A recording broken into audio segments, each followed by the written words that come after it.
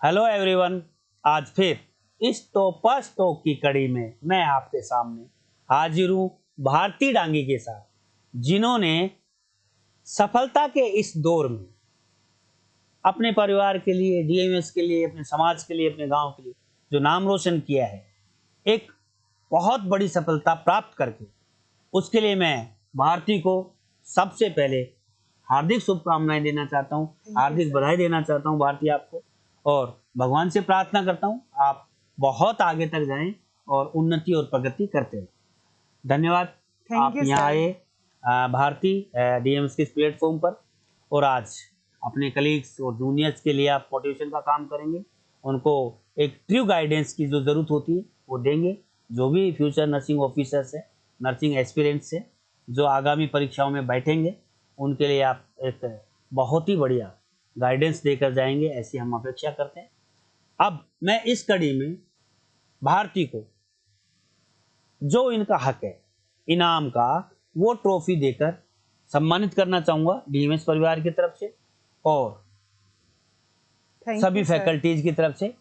इन्होंने सफलता के इस क्रम में, आपको फिर मैं रिपीट कर रहा हूं, इन्होंने सफलता के इस क्रम में 2 एग्जाम पास किए हैं। पहला एग्जाम SGPGI 2023 और उनकी रैंक है 134, ऑल इंडिया रैंक 134, जो इन्होंने अचीव किया है रिजर्व अनरिजर्व कैटेगरी में, अनारक्षित जनरल कैटेगरी में इन्होंने प्राप्त की है 134वीं रैंक, जो बहुत ही काबिल तारीफ है।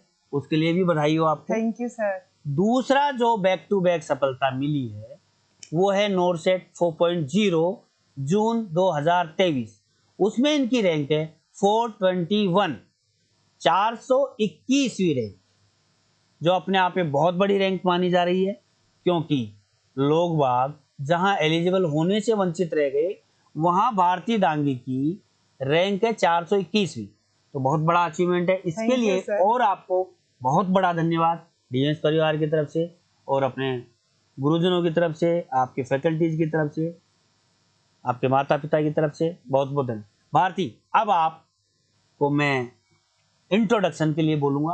आपने बीएससी कब किया, आपने डीएमएस कब ज्वाइन किया, कैसे कैसे आपने क्या प्लानिंग करके कितनी पढ़ाई की और ये अचीवमेंट्स कैसे प्राप्त किए, ये सब बातें आप एज ए मेंटर आज बता सकती हैं, क्योंकि आज आप ट्रू नर्सिंग ऑफिसर हैं। Yes sir. बताइए सर, मेरा नाम भारती डांगी है, मैं प्रॉपर उदयपुर से हूँ। गायत्री कॉलेज ऑफ नर्सिंग से मैंने बीएससी करी है। मैं 2022 की पास आउट हूँ। मैंने लास्ट ईयर मई में डीएमएस कोचिंग ज्वाइन करा था। उससे पहले मैंने ऑनलाइन ले रखा था 2 मंथ पहले। ठीक है, मतलब आपने मार्च अप्रैल 2022 में ऑनलाइन ले लिया? Yes yes sir. ओके, फिर उसके बाद आप ऑफलाइन आए? Yes sir. ओके, तो सर उस टाइम क्या है, कुछ प्रॉब्लम होने की वजह से मैंने 4 महीने टारगेट बेच में मैंने सबसे पहले एडमिशन लिया था, ज्वाइन किया था। उसके बाद में मैंने 3 मंथ 4 मंथ कंप्लीट स्टडी कर रही थी 2022 में। फिर मैं कुछ इश्यूज की वजह से मैं चली गई थी। 2022 में मेरी रैंक 5000 के समथिंग थी, बट मैं यूआर कैटेगरी से बिलोंग करती हूँ, तो मेरा नहीं हो सका। सो आफ्टर दैट मैंने जैसे एमएम सर से बात करी थी, तो उन्होंने अच्छे से गाइडेंस प्रोवाइड करा कि किस तरीके से घर पे रहने के बावजूद भी, क्योंकि मैंने यहाँ से आधे से ज़्यादा नोट्स प्रिपेयर कर लिए थे, घर पे जाने के बाद में तुम कैसे तैयारी करोगी, वो कंटिन्यू फ़ोन पे मैसेज पे बात करते थे, और अगर मेरे को कोई डाउट भी होता था वो क्लियर करते थे।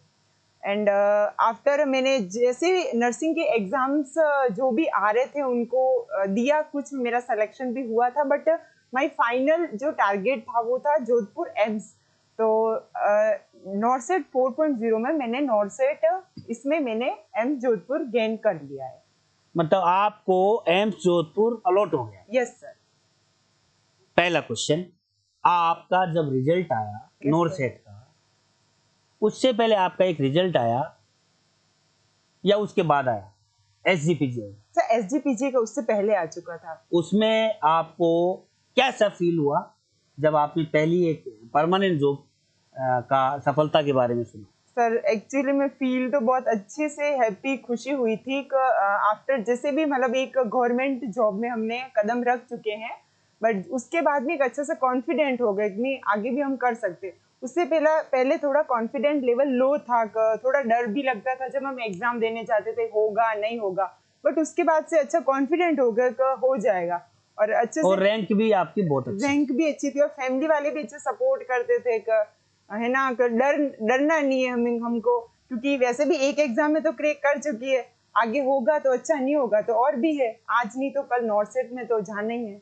ठीक है। इसी क्वेश्चन में था सेकंड, जब आपका रिजल्ट आया जुलाई 18 को 17 को, यस सर। अपने नॉर्थ सेट जो हुआ जून में 4.0 का, तो एक तो बहुत लेट आया। Yes sir. तब आपकी बेसब्री का क्या आलम था? आफ्टर आपका जो पेपर था उसके बाद आपने कितना वेट किया और उसकी बेसब्री कितनी थी? सर क्या लगता था कि रिजल्ट आएगा तो कैसा होगा, क्यों होगा? सर डर तो बहुत ज्यादा लगता था पता नहीं क्या होगा नॉर्सेट में, इतना तो पता था सेलेक्ट तो हो जाएंगे, रैंक का कोई कुछ इश्यू नहीं था, इतना हमने नहीं सोचा था कि 500 के अंदर आ जाएगी, मैंने सोचा था 1000 के समथिंग रैंक आ जाएगी। और ये भी डर था कि एम्स जोधपुर अलॉट होगा या नहीं होगा, ये थोड़ा सा वहम था। यस चलो, सर। आप नॉर्सेट के एग्जाम का रिजल्ट आने के दिन कहाँ थे? सर मैं मेरे घर पे थी। किसने आपको सबसे पहले इन्फॉर्म किया? सर शाम जब 8 बजे समथिंग थे तो मैंने सबसे पहले एमएम सर का मैसेज ही देखा था। उन्होंने मेरे को सबसे पहले मैसेज करा था कि भारती नॉर्सेट का रिजल्ट आ गया, जल्दी से देख के मेरे को बताओ। सबसे पहले एमएम सर के मैसेज आया? Yes sir. क्योंकि उनको पता है कि कौन बच्चा होना रहे, तो उन्होंने बिल्कुल आप लोगों को मैसेज किया। It's okay.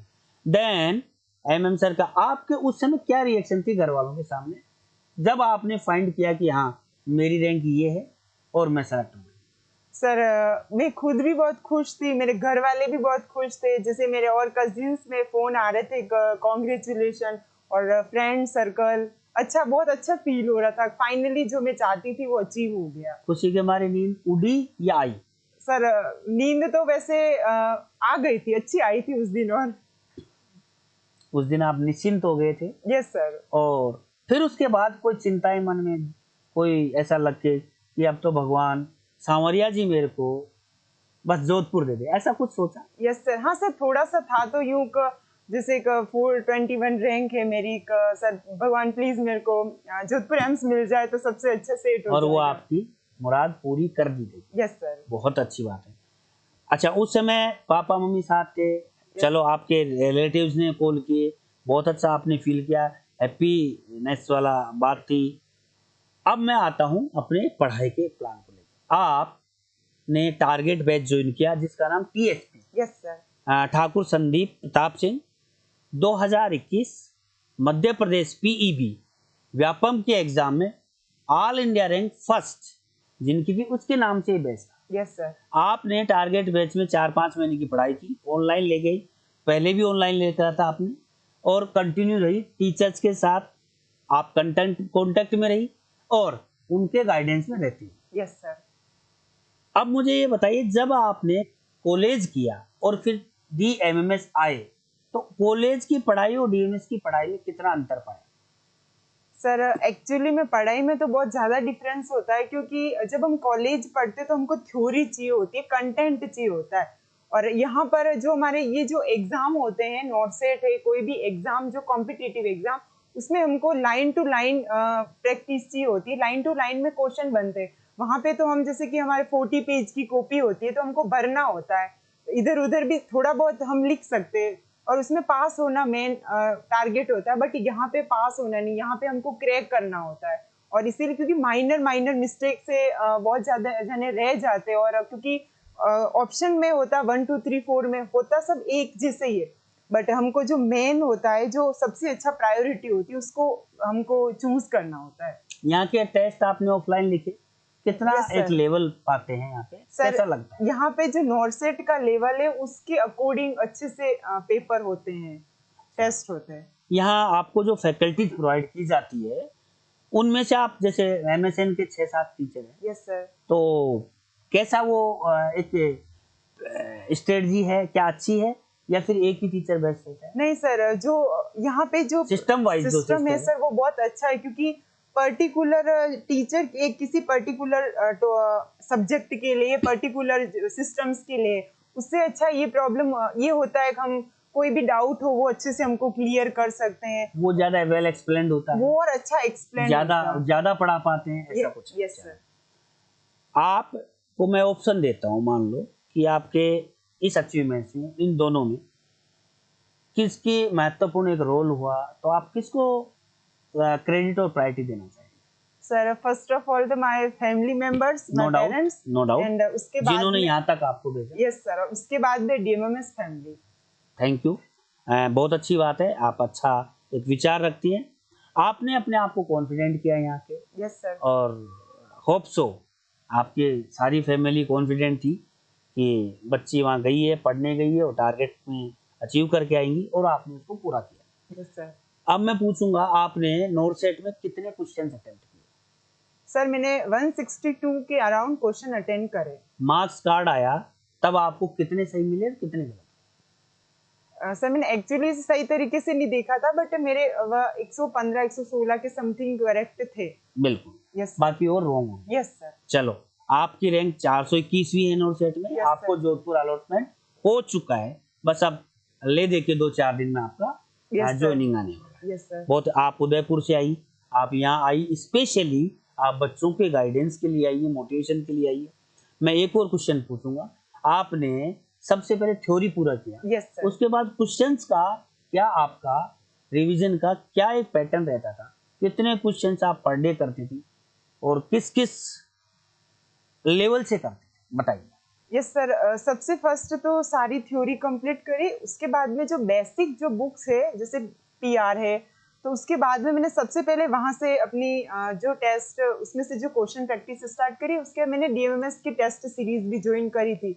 उसमें तो ऑल राउंड सब टाइप के क्वेश्चन होते, रेशनल भी है। तो ऐसे जैसे लास्ट टाइम जब एग्जाम जैसे जैसे पास आता है, तब थोड़ा थ्योरी को कम टाइम देके क्वेश्चन प्रैक्टिस बहुत से ज्यादा जरूरी हो जाती है।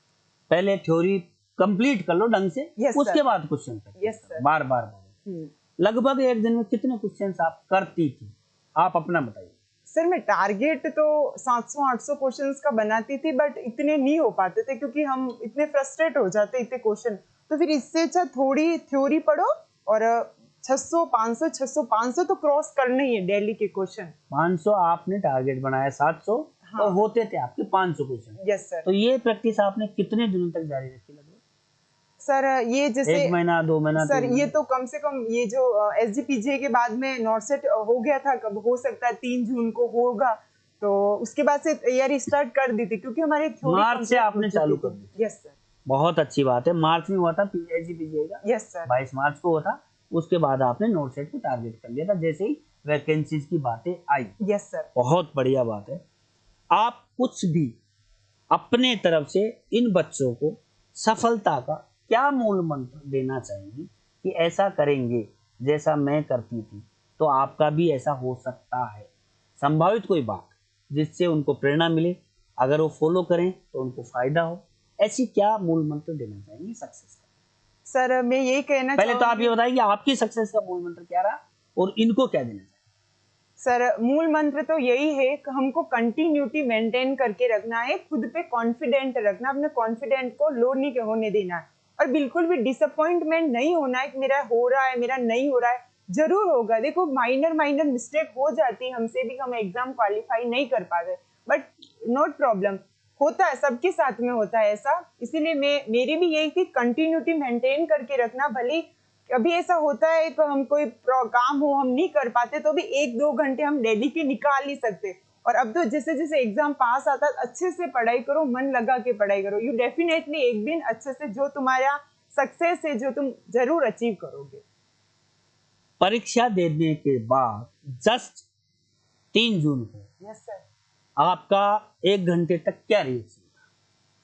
सर जैसे क्या विचार आ रहे थे? सर जैसे एग्जाम देके आए थे तो एक थोड़ा डर भी लग रहा था कि होगा या नहीं होगा, और कभी तो ऐसा लगता था कॉन्फिडेंट नहीं हो जाएगा, क्या है इतने तो मार्क्स तो आ ही जाएंगे, हो जाएगा, पर एक डर भी लगता था कि पेपर पता नहीं कैसा था और मैंने जो सोचा उसका आंसर हो वही था या नहीं था, बट धीरे धीरे था कि यूँ इतना जरूर कॉन्फिडेंट था हो जाएगा। चलो, आप कॉन्फिडेंस लेवल को हाई रखती थी और आपने पढ़ाई भी की थी, मेहनत की थी, उसका प्रतिफल सामने है। 421वीं रैंक के साथ आपके सामने थी। एक और, चलो अब मैं लेटेस्ट जो अपडेशन आया है एम्स की तरफ से, थोड़ा पैटर्न चेंज हुआ है। पैटर्न चेंज का मतलब कोई बहुत बड़ी बात नहीं हुई है। 200 क्वेश्चन को 2 बार में ले रहा है। क्वेश्चन वही होंगे, सब्जेक्ट वही होंगे, पढ़ाने वाले वही हैं, पढ़ने वाले भी वही हैं। ना तो लंबार पंक्चर का प्रोसीजर बदल सकता है एम्स, और ना लेबर की 4 स्टेज को 6 में कर सकता है। तो होनी तो वही है। Yes sir. और वो 2 बार में पूछेगा। Yes sir. 200 क्वेश्चनों को उठा के 2 बार में पूछ रहा है, तो डरने की चिंता नहीं है। मेरी तरफ से मैं आपको इतना जरूर बोलना चाहूँगा।